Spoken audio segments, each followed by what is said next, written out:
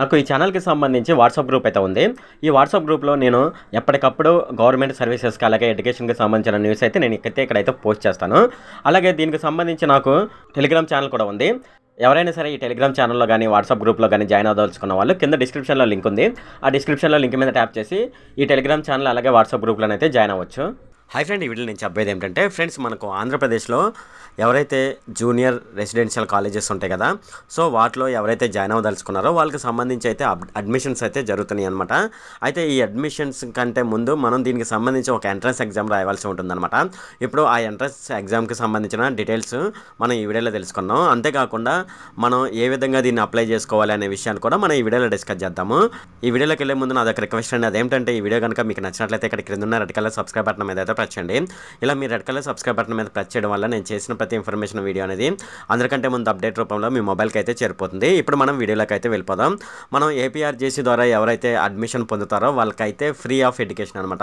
₹1 కూడా చెల్లించవలసిన అవసరం లేదు. కానీ మనకు ఫైనల్ ఎగ్జామ్కి సంబంధించిన ఫీజు అయితే పే చేయవలసి ఉంటుంది. అంతేకాకుండా అడ్మిషన్కి సంబంధించి మనం అయితే కొద్దిగా ఒక ₹2,000 వరకు అయితే పే చేయవలసి ఉంటుంది అనమాట. ఇప్పుడు మనం ఈ వీడియోలో దీనికి సంబంధించి కామన్ ఎంట్రన్స్ టెస్ట్ అయితే ఒకటైతే నిర్వహించడం జరుగుతుంది అనమాట.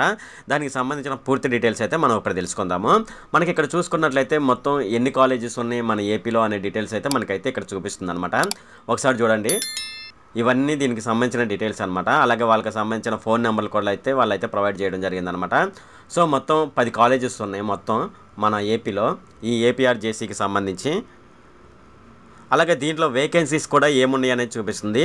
అలాగే మనకు గ్రూప్ వైజ్గా మనకు వేకెన్సీస్ అయితే ఇక్కడైతే చూపించడం జరుగుతుంది అనమాట. దీనికి అప్లై చేసుకునే ముందు మొత్తం ఈ నోటిఫికేషన్ అయితే ఒకసారి చదువుకోండి అనమాట.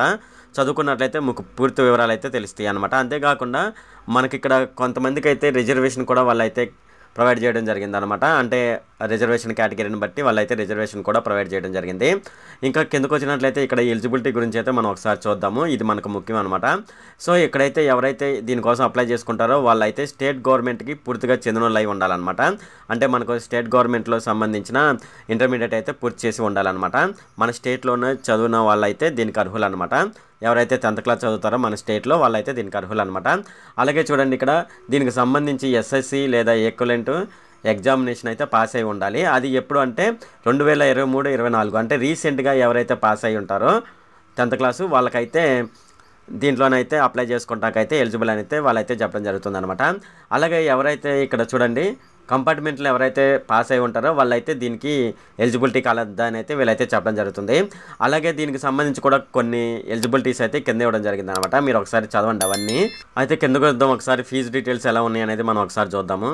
మనం ఫీజు విషయం చూసుకున్నట్లయితే మనకి ఇక్కడ చూడండి, ఇక్కడ లాడ్జింగ్ బోర్డింగ్ అనేది వాళ్ళైతే ఫ్రీగా ప్రొవైడ్ చేయడం జరుగుతుంది. అలాగే దానికి సంబంధించిన ఎడ్యుకేషన్ అంటే మనకు ఇంటర్మీడియట్ చదువుకుంటాం కదా, ఇంటర్మీడియట్లో మనం జాయిన్ అయినప్పుడు చదువు ఫ్రీ, బోర్డింగ్ ఫ్రీ, లాడ్జింగ్ కూడా ఫ్రీ అనమాట. మొత్తం వీళ్ళు ఫ్రీగానైతే ప్రొవైడ్ చేయడం జరుగుతుంది అనమాట. అయితే వీళ్ళైతే చెప్పడం జరిగింది అదేమిటంటే ఎగ్జామినేషన్ ఫీ ఉంది కదా, సో ఎగ్జామినేషన్ ఫీ కానీ లేదంటే స్పెషల్ ఫీ కానీ ఏమైనా ఉన్నట్లయితే మీరు పే చేసుకోవాల్సి ఉంటుందన్నమాట. అంతేకాకుండా ఇక్కడ కుషన్ డిపాజిట్ అని ఒకటైతే ఉంటుందన్నమాట. అదేంటంటే ₹25 అయితే పర్ ఇయర్ అయితే మనం వాళ్ళకి ఇవ్వాల్సి ఉంటుందన్నమాట. అంటే ఇది డిపాజిట్ మాత్రమే, దాని తర్వాత అయితే ఇది రిటర్న్ ఇవ్వడానికి అయితే అవకాశం అయితే ఉంది. అంతేకాకుండా మెయింటెనెన్స్ ఛార్జెస్ అని ఒక ₹1000 అయితే ఫస్ట్ ఇయర్కి పే చేయవలసి ఉంటుంది. అలాగే సెకండ్ ఇయర్ ఎవరైతే చదువుతారో వాళ్ళు కూడా మళ్ళీ ఇంకొక ₹1000 అయితే మెయింటెనెన్స్ ఫీ కింద వాళ్ళైతే పే చేయవలసి ఉంటుందన్నమాట. సో మొత్తం 2 ఇయర్స్ చదివినందుకు గాను వాళ్ళకైతే మనం ₹2000 అయితే ఇవ్వాల్సి ఉంటుంది. అలాగే చూడండి, ఎటువంటి సందర్భంలోనూ మనం ఈ అడ్మిషన్ ఫీ పే చేస్తాం కదా, ఈ అడ్మిషన్ ఫీ కానీ అలాగే మెయింటెనెన్స్ ఛార్జెస్ కానీ రిటర్న్ ఇవ్వలేమని అయితే వాళ్ళైతే చెప్పడం జరిగిందనమాట. అంటే ఈ ₹2000 మనం రిటర్న్ అయితే ఇవ్వడానికి అయితే లేదు. అలాగే ఇక్కడ వచ్చేసేసి మనకు చూడండి, మనం ఎగ్జామ్ రాసేటప్పుడు ఎక్కడైతే ఎగ్జామినేషన్ సెంటర్స్ ఇస్తారు అనేది కూడా వీళ్ళైతే ఇక్కడ ఎగ్జామినేషన్ సెంటర్స్ అయితే ఇక్కడైతే వాళ్ళైతే మెన్షన్ చేయడం జరిగిందనమాట.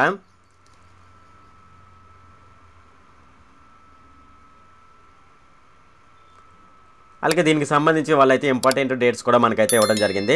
అదేమిటనేది మనం ఇప్పుడు చూద్దాము. ఇక్కడ డేట్ ఆఫ్ ప్రెస్ నోటిఫికేషన్ అనమాట. ప్రెస్ ద్వారా వాళ్ళైతే నోటిఫికేషన్ ఎప్పుడు ఇవ్వడం జరిగిందంటే మనకు March 1న అయితే ఇవ్వడం జరిగిందనమాట. అలాగే date of opening online application వచ్చేసేసి మనకు 1 మార్చ్ అయితే ఇవ్వడం జరిగింది.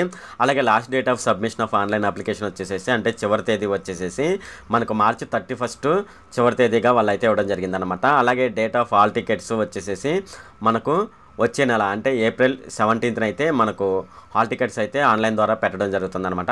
అలాగే డేట్ ఆఫ్ ఎగ్జామినేషన్ వచ్చేసేసి 25th ఏప్రిల్ అనమాట. 25th ఏప్రిల్న అయితే మనకైతే ఎగ్జామినేషన్ అయితే ఉంటుంది. అది మధ్యాహ్నం 2:30 నుంచి 5 గంటల వరకు అయితే ఉంటుందన్నమాట. Date of publication of results అనమాట. రిజల్ట్ ఎప్పుడైతే వస్తాయంటే మనకు మే 14th అయితే రిజల్ట్ రావడం జరుగుతుందన్నమాట. అలాగే ఇక్కడ డేట్ ఆఫ్ కౌన్సిలింగ్స్ అయితే వాళ్ళైతే ఇవ్వడం జరిగిందనమాట. ఎంపీసీలో జాయిన్ అవ్వదలుచుకున్న వాళ్ళు ఈ డేట్ని అయితే మనం కౌన్సిలింగ్ అయితే ఉంటుందన్నమాట. అది ఎప్పుడంటే మనం ఎప్పుడైతే ఎగ్జామినేషన్లో ర్యాంక్ కొడతామో, మంచి ర్యాంక్ కొడతామో అప్పుడే మనకు కౌన్సిలింగ్ అయితే ఉంటుందన్నమాట. అంటే మనం ఎలిజిబిలిటీ ఉండాలి కదా, ఎలిజిబిలిటీ ఉన్న తర్వాత మనం కౌన్సిలింగ్కి అయితే అటెండ్ అవ్వాల్సి ఉంటుందన్నమాట. ఇవి ఇంపార్టెంట్ డేట్స్. అలాగే దీనికి సంబంధించిన హెల్ప్ లైన్ నెంబర్లు కూడా వాళ్ళైతే ఇవ్వడం జరిగిందనమాట. ఇది మనకు ఆంధ్రప్రదేశ్లో ఏపీఆర్జేసీకి సంబంధించిన పూర్తి డీటెయిల్స్ అనమాట. అంతేకాకుండా మళ్ళీ దీన్ని ఎలా అప్లై చేసుకోవాలంటే దీనికి సంబంధించిన వెబ్సైట్, ఈ వెబ్సైట్ యొక్క లింక్ వచ్చేసి నేను కింద డిస్క్రిప్షన్లో ఇస్తాను. మీరు ఆ డిస్క్రిప్షన్లోకి వెళ్ళి ఆ లింక్ మీద ట్యాప్ చేసినట్లయితే మీకు వెబ్సైట్ అయితే ఇలాగైతే ఓపెన్ అయిపోతుంది. ఫస్ట్ అప్లికేషన్ ఫీ అయితే పే చేయవలసి ఉంటుందన్నమాట. సో ఇక్కడ దీని మీద క్లిక్ హియర్ అని ఉంది కదా, దీని మీద ట్యాప్ చేసి అప్లికేషన్ ఫీ అయితే పే చేయవలసి ఉంటుంది. తర్వాత అప్లికేషన్ ఫామ్ అయితే ఒకటి ఉంటుందన్నమాట. ఆన్లైన్ ద్వారా అప్లికేషన్ ఫామ్ ఫిల్ చేయవలసి ఉంటుంది. అలాగే నో యువర్ క్యాండిడేట్ డీటెయిల్స్ అని ఉంది. మీ క్యాండిడేట్ డీటెయిల్స్ చెక్ చేసుకోవచ్చు అనమాట ఇక్కడ. సో ఈ విధంగానైతే మనకు ఏపీఆర్జేసీకి సంబంధించిన అప్లికేషన్ డీటెయిల్స్ అయితే ఈ విధంగానైతే ఉన్నాయన్నమాట. అంతేకాకుండా ఇక్కడ చూడండి ఏపీఆర్జేసీ మోడల్ క్వశ్చన్ పేపర్స్ కూడా అయితే వాళ్ళైతే ఇవ్వడం జరిగిందనమాట. బైపీసీకి, ఎంపీసీకి, ఎంఈసీకి సంబంధించిన పేపర్స్ అయితే వాళ్ళైతే ఇవ్వడం జరిగిందనమాట. ఇది ఫ్రెండ్ మనకు ఆంధ్రప్రదేశ్లో ఏపీఆర్జేసీకి సంబంధించిన పూర్తి వివరాలు అనమాట. ఇది ఫ్రెండ్ ఈ వీడియో కనుక మీకు నచ్చినట్లయితే ఇక్కడ కింద ఉన్న రెడ్ కలర్ సబ్స్క్రైబ్ బటన్ మీద అయితే ప్రెస్ చేయండి. అలాగే ఈ వీడియోని మీ ఫ్రెండ్స్ అండ్ ఫ్యామిలీ మెంబర్స్కి అయితే షేర్ చేయండి. అలాగే ఈ వీడియో సంబంధించి ఏమైనా కామెంట్లోని అనుకోండి, నాకు తప్పనిసరిగా కింద ఉన్న కామెంట్ సెక్షన్లో అయితే తెలియజేయండి. ఈ వీడియో అంతే friend. Okay, thank you friend.